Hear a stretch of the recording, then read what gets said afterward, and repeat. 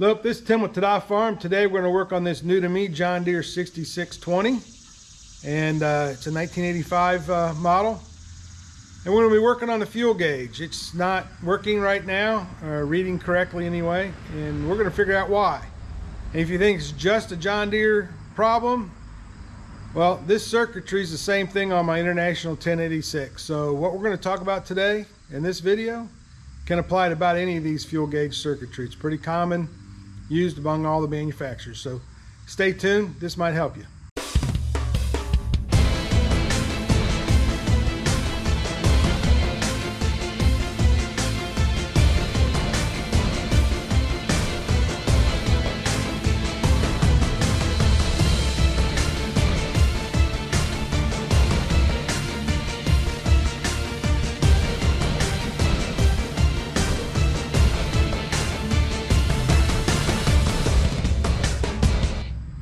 All right, guys, the first thing I'd recommend you do is get a service manual. I downloaded the one I got off the internet. It cost me about 80 bucks. Covers a whole entire combine. It's like almost 2,000 pages. Any rate, got it on my phone. I can look things up. First thing it talks about in the diagnosis of this is make sure you got good voltage on your batteries. Got to be plus 12 volts. I've got 13 and some change, so we're good on the batteries. Then batteries, then circuitry goes up around, and right up there is a terminal block. We can discuss that later. But from there, it sends power to the ignition switch. The ignition switch goes then to power on the panel. I'll show you all that in the diagram here in a second.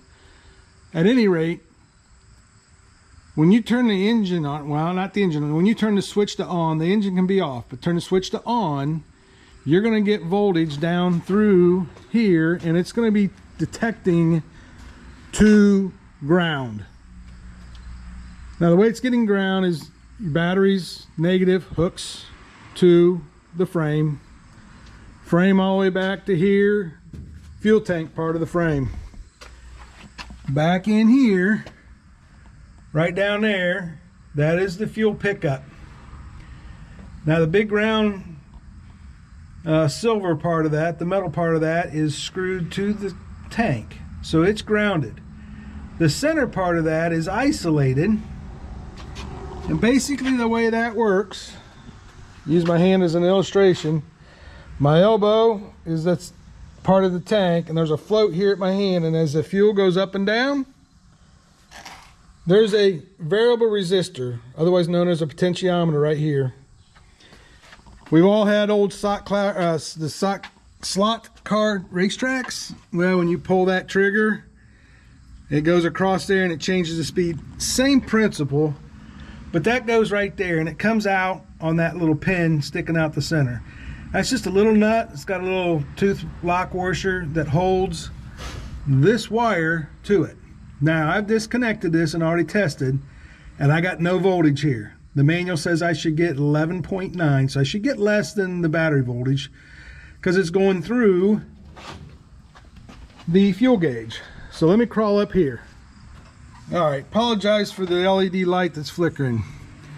All right, this is the wiring harness, and it's kind of dirty, so we are going to clean it up. But this is where the voltage comes from the panel. I got it unplugged. It's laying right down there. So from here down, I don't have voltage, but here I got 9 volts.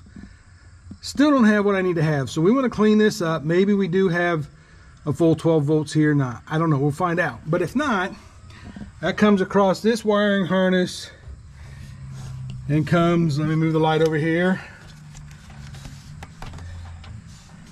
to this wiring harness. I believe it's this top one. I'll have to figure out for sure.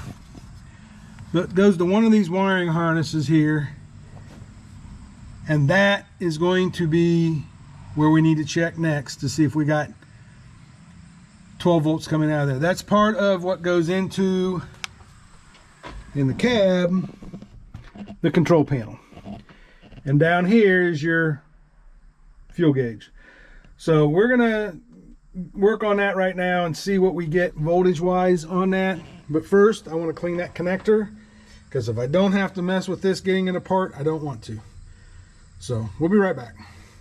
All right, for the sake of time, I didn't show it, but and then because I'm a clean freak, so while I had this all apart, we cleaned it all out. Dusty, dirty. It's an 85. I don't know how when this was ever taken off. 4 screws across the top, 2 across here. This just unthreads off. There's a nut behind it. You take this loose, and then that rod that shuts the engine on and off, that's how you shut it on and off. Take that off. Then everything else has got loose enough wires it will pull forward and you can get to the back. I went ahead and cleaned, used contactor cleaner. I picked this up at Menards. You can pick it up anywhere. But like I said, while we had it open, we vacked it all out, cleaned it all out. Cleaned these connectors, and then I cleaned the 4-pin plug that this is involved with. And check there, I got 9 volts there, I got 9 volts coming off the back of this. So I don't know if 9 volts off the back of this is good, bad, or indifferent. The book says you should have 11.9.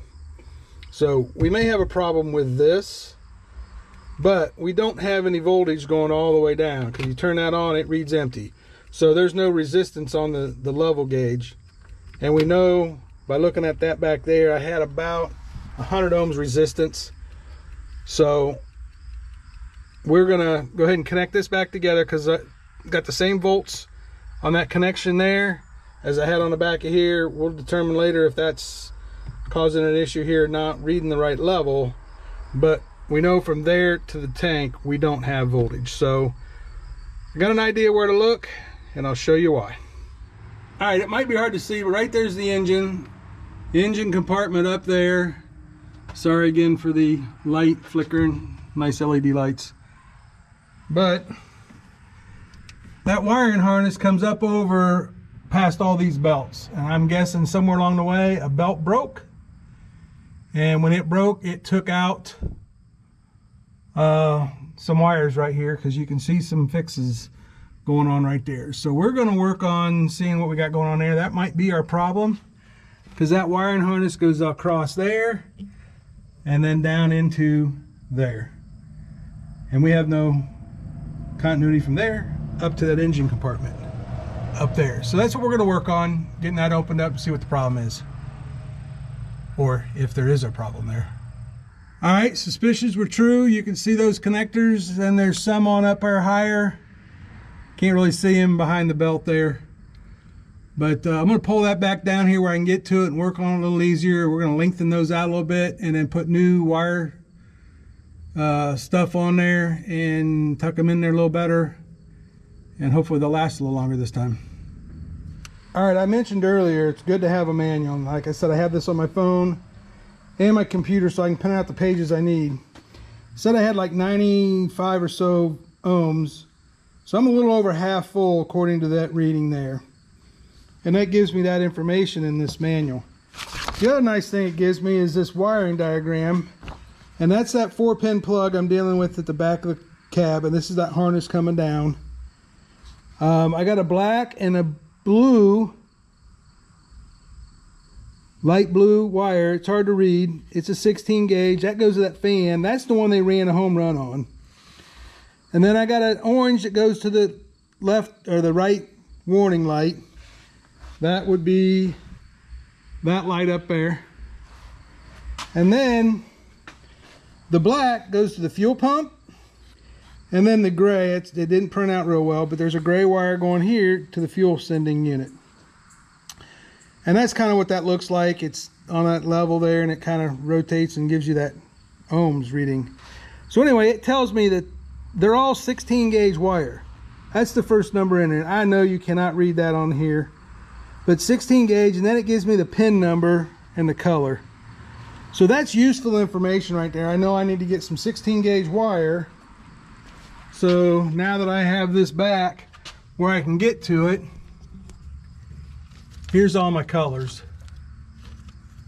So we're gonna go ahead and extend them out a little bit and then reconnect them all. All right, got the wires all tucked back up in there, and test it. There you go. I hear the fuel pump. That's part of that circuit, and flashing lights part of that circuit. So we're all good. Thanks for watching, guys.